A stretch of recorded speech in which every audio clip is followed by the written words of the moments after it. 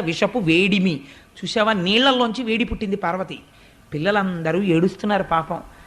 ప్రభువయ్యుంటకు ఆర్తల ఆపద గెంటించుట దాన ఫలము దానం కీర్తి మృగాక్షి. ప్రభు అన్నవాడు ఏం చెయ్యాలి? బిడ్డలకి కష్టం వస్తే ఆదుకోవాలి. తండ్రిని నేనుండి ప్రయోజనం ఏమిటి? పిల్లలకు ఆపద వచ్చినప్పుడు రక్షించకపోతే. అందుకని వాళ్ళని రక్షించాలనుకుంటున్నాను పార్వతి. అంటే ఏమిటి దాని ఉద్దేశ్యం? హాలాహలం బుచ్చేసుకుంటానని. అలా అంటే ఆవిడ ఏమైనా వద్దంటుందేమోనని ఇలా నరుక్కొస్తున్నాడు పిల్లల వైపు పెట్టి. ఆవిడెవరు? ఆవిడ ఈ సమస్త బ్రహ్మాండములకు ఆ బ్రహ్మకీట జనని. మాతృత్వం భర్తృత్వాన్ని కూడా తోచేస్తుంది ఒక్కొక్కసారి. పిల్లాడు యొక్క ఆర్తితో కూడినటువంటి ఏడుపు విందనుకోండి అమ్మ, వెంటనే గబగబా వెళ్ళిపోతుంది. అందుకే ఒక నానుడు ఉంటుంది, పెళ్ళైన కొత్తల్లో ఉన్న ప్రేమ పిల్లలు పుట్టాక లేదండి మా ఆవిడకంటుంటారు. పిల్లల మీదకి వెళ్ళిపోతుందంటే ఆ తల్లితనానికి ఉన్న గొప్పతనం అది.